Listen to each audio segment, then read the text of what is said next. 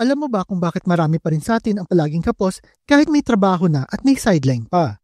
Hindi lang ito dahil sa maliit ang sahod o mahal ang bilihin. Madalas may kinalaman ito sa mga toxic money habits na nakasanayan ng maraming Pinoy. Mula sa ugaling bahala na hanggang sa mentalidad na ipon ko, ipon natin, pero ang utang mo lang. Marami sa kultura natin tungkol sa pera ang nagiging hadlang sa pag-asenso natin. At kung hindi natin ito babaguhin, baka sa huli, tayo pa ang mawalan ng masaganang future. Kaya sa video na ito, kung gusto mong magkaroon ng ipon at mawala sa cycle ng palaging kapos, dapat mong malaman kung paano maiwasan ng toxic money habits na ito. Paalala lang na medyo masakit ang mga sasabihin ko pero kailangan nyo ito para matauhan kayo. So simulan na natin. Una, itigil na ang bahala na mindset. Marami sa atin ang sanay na sa bahala na mentality pagdating sa pera. Kesyo bahala na bukas kung paano babayaran ng utang. Bahala na rin kung ano mangyayari next sahod. Bahala na kung wala pang savings. Ang problema, hindi bahala na ang magbabayad ng bills mo. Ikaw ang magbabayad. Kaya mas mabuting planuhin mo na ang finances mo. Kung gusto mong kumita ng extra at magkaroon ng magandang kinabukasan, simulan mo sa proper money planning. Hindi naman kailangang maging sobrang komplikado nito. Pwede kang gumamit ng basic budgeting technique na ginagamit ko rin tulad ng 50-30-20 rule. 50% sa needs, 30% sa wants, at 20% sa savings. Mas okay din kung magsisimula ka mag-track ng expenses mo. Gumamit ka ng notebook at isulat mo lahat doon yung mga expenses, yung mga perang lumalabas sa'yo, at yung mga perang kinikita mo o yung mga pumapasok sa'yo para malaman mo kung saan din napupunta ang pera mo. At kung may gusto kong simulan na sideline o negosyo, huwag ka na maghintay ng perfect timing. Gawin mo na ngayon. Tandaan, ang sikreto ng mga umaasensong Pinoy ay hindi sila naghihintay ng swerte. Sila mismo ang gumagawa ng paraan. Ang pangalawa, iwasan ng utang para lang may pambili ng luho. Isa sa pinaka-toxic na money habits ng maraming Pinoy ay ang pangungutang para lang makasabay sa uso. May bagong iPhone, swipe na lang yan sa credit card. May promo ang motor, sagot na ang hulugan. Ang ending, kulang na kulang ang sahod kakabayad ng mga utang. Walang masama sa pangungutang, pero siguraduhin mo may kita o balik ito para sa'yo. Kung may extra income ka at kaya mo namang bayaran ang hindi nagsasakripisyo sa savings mo, go lang. Pero kung uutang ka para lang sa short-term happiness mo, sayang lang ito. Ang totoong financial freedom ay hindi nakabase sa mga branded na damit, kundi sa kakayahan mong mabuhay na hindi nag-aalala sa mga bayarin. Kaya bago ka kumuha ng utang, itanong mo muna sa sarili mo, ito ba ay magpapayaman sa akin o magpapahirap lang lalo?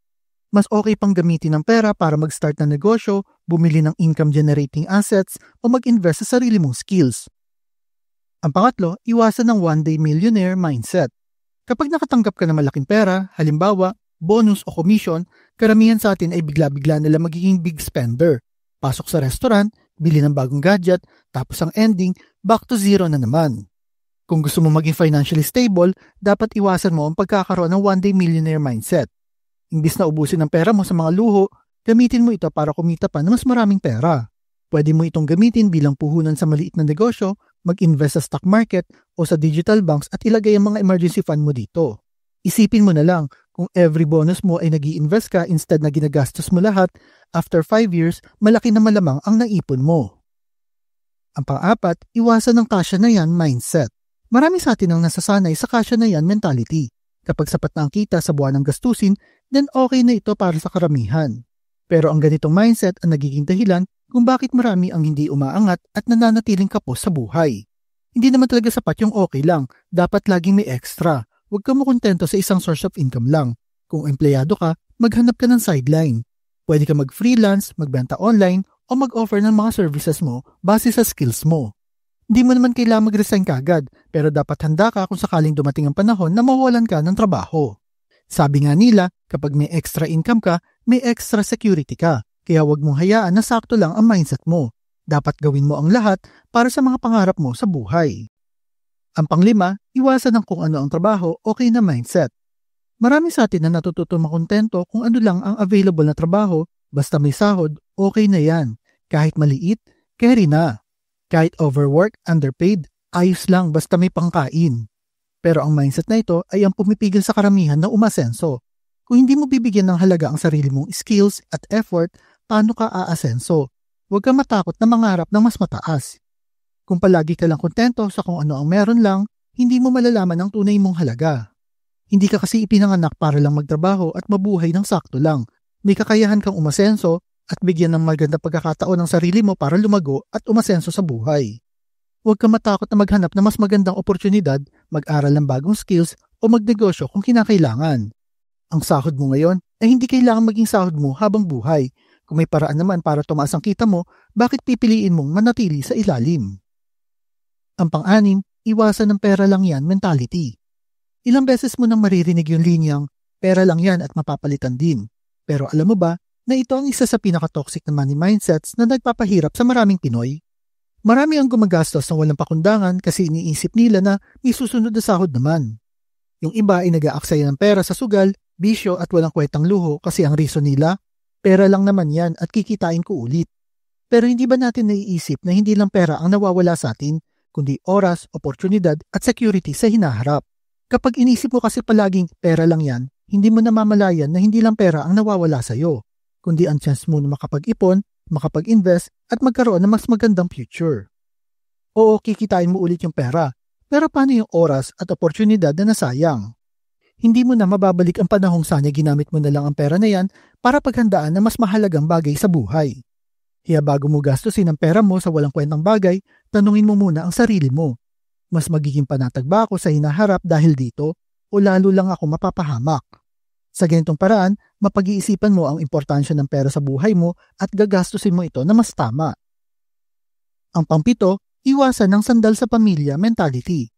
Isa sa mga ugaling nagpapahirap sa maraming Pinoy ay ang paniniwala na kapag may trabaho ka, automatic, ikaw na kagad ang aako sa lahat ng gastusin ng pamilya. Hindi na bago ang eksena na ito kung saan ang isang anak na nagkatrabaho ay nagiging breadwinner, nagpapaaral ng kapatid, sumasagot sa mga gastusin sa bahay at nagbibigay ng sustento sa mga magulang. Walang masama sa pagtulong pero dapat may hangganan. Kung ikaw mismo ay kapos sa pera, hindi ka makakaahon kung ang pamilya mo ay pare-paras kayong walang ipon. Mas lalo lang kayong magkakaproblema kung lahat sila ay umaasa sa iyo. Kaya ang dapat mong gawin ay maglagay ka ng budget para sa pagtulong sa pamilya. Huwag ka magbigay ng sobra-sobra kung ang kapalit naman ay ang sarili mong kahirapan. Turuan mo ang pamilya mo na maghanap din ng paraan para kumita. Kung may kaya pa magtrabaho o magnegosyo, mas mainam kung turuan sila maging independent. Huwag ka matakot na magsabi ng no. Kung hindi pa kaya, mas mabuting ipaliwanag mo ito kaysa magpanggap ka na okay ka lang habang ikaw naman ang naghihirap. Ang tunay na pagmamahal sa pamilya ay hindi lang sa pagbibigay ng pera, kundi ang pagtuturo sa kanila kung paano maging financially responsible. Sa huli, kung gusto mong umasenso at magkaroon ng magandang future, dapat mong iwasan ng mga toxic Filipino habits na nagpapahirap sa maraming Pinoy. Hindi sapat ang magsumikat lang, dapat matuto ka rin mag-manage ng pera mo ng tama. Magsimula ka sa pagbabago ng mindset mo ngayon. Huwag kang umasa sa bahala na at huwag mo ring hayaan ang ganitong pag-iisip ang pumigil sa iyo para umasenso. At higit sa lahat, alagaan mo ang kinikita mo at gamitin mo ito sa tama at huwag lang sa luho. Ikaw ang may hawak sa future mo. Huwag mong hayaan na sirain ito ng mga maling money habits. Tandaan, ang pagbabago ng buhay mo ay nagsisimula sa isang desisyon. Ang desisyon na palitan ng mga money habits na ito na pumipigil sa iyo para umasenso.